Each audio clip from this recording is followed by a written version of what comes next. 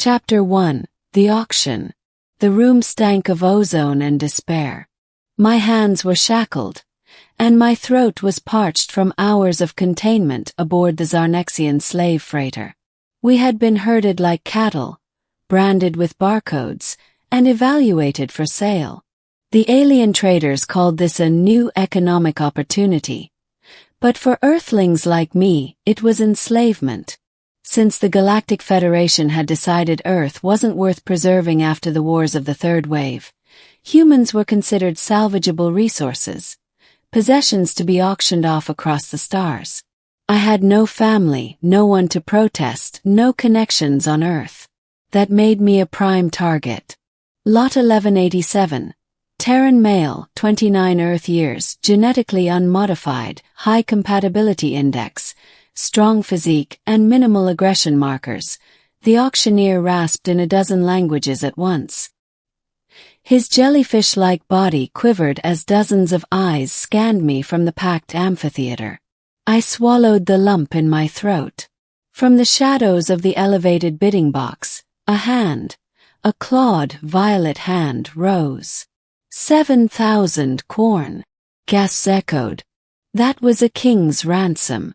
The auctioneer blinked in disbelief. We have a high bid, any challengers? Silence. The clawed hand waved once more, and the sale was sealed. Sold to Her Radiance, Monarch Viri of the Noctari Empire. Chapter 2. Arrival at the Palace. The ship that took me to the Noctari capital was not like the grimy freighter that had hauled me from Earth. It was opulent, lined with bioluminescent silk, its floor pulsating like soft muscle. A droid brought me water, real, clean water, and protein paste that didn't taste like sludge. I didn't know what to make of it. When I arrived at her palace, a vast structure carved into the side of a floating mountain, I half expected chains and cages. Instead, I was taken to a bath chamber where two blue-skinned attendants scrubbed me with oils and wrapped me in soft robes made of some shimmering, heat-sensitive material. Then the doors opened, and she entered. Monarch Viri stood tall, around 7 feet, with long silver hair braided into a crown across her head. Her skin shimmered with hues of twilight, violet, blue, and copper beneath the surface. Her eyes were vertical slits of gold. She walked like someone who knew she ruled everything around her. And she was staring at me like I was prey. "So," she said in flawless English, "you are the one they called perfect." I lowered my gaze. "I'm just a man." She stepped forward, lifting my chin with a clawed finger. "You are mine now." Chapter 3. Nights with the Queen.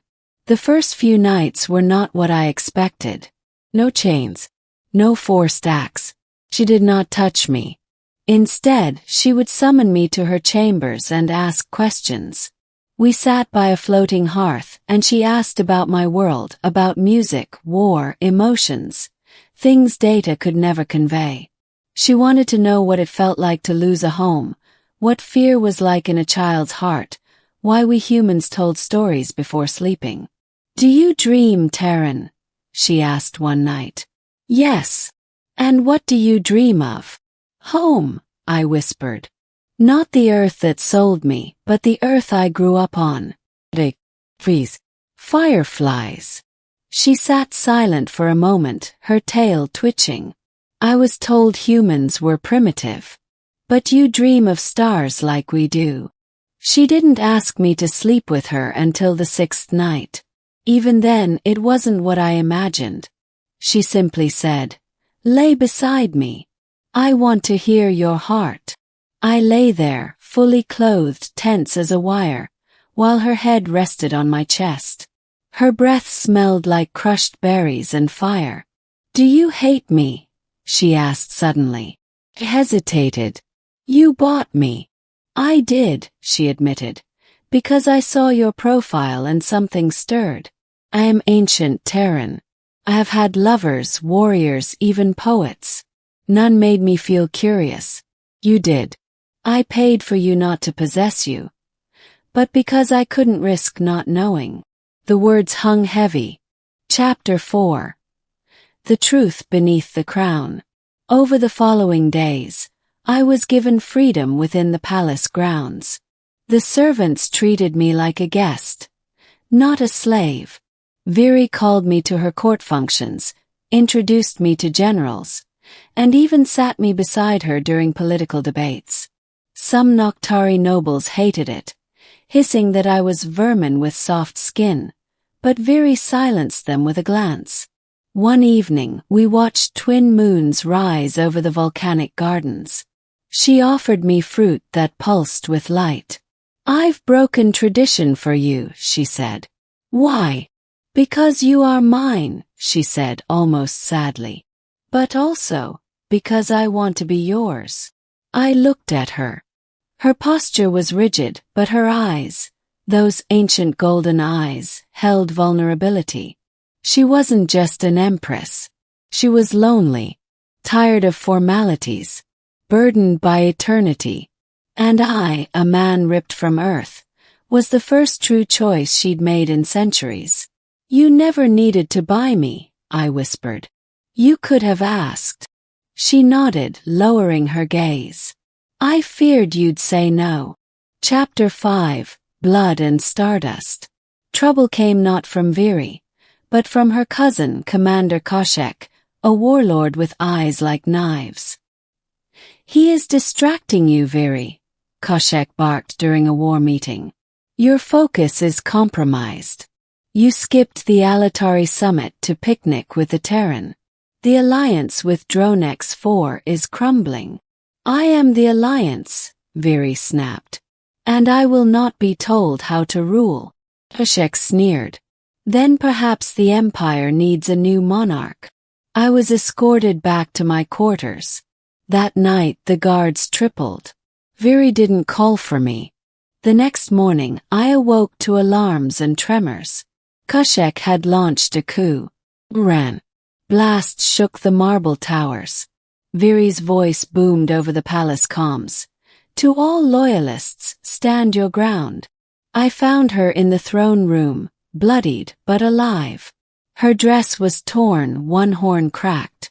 She looked at me and shouted, "Behind me!" A blade meant for her lungs struck my shoulder. Fell.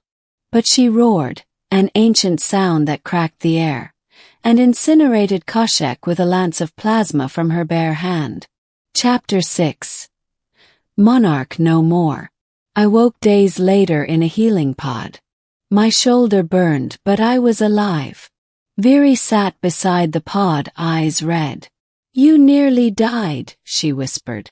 "For me. I couldn't let him hurt you." She pressed a clawed hand to the glass. "I abdicated the throne." Blinked. "What?" "I gave the crown to the High Council. I've ruled for 300 years. That's enough. What will you do now?" Her lips curled into a soft smile. "Travel. Learn. Love, if permitted." My heart pounded. "And me?" "You were never a slave, not really," she said. "But if you stay, it will be as my equal. Not as a consort. Not a decoration. As the human who bled for me." Chapter 7. Beneath the Moons. We left Noctari a week later. Viri and I now live on a moon-ringed planet called Sylvener, where the skies glow green and the grass sings at dusk. She still gets messages from admirers, nobles begging her to return. She ignores them. Instead, we spend our nights walking along glowing shores, telling stories. She's teaching me the ancient songs of her people. I'm teaching her how to cook pancakes. One night, under twin moons, I said, "I still don't know why you said I was perfect." She looked at me for a long time and said, "Because in all my years, I never found someone who listened. Someone who saw me. You weren't perfect because of your body or your blood. You were perfect because you cared." She took my hand in hers. "I bought you, yes," she said, voice trembling. "But that night you stole me."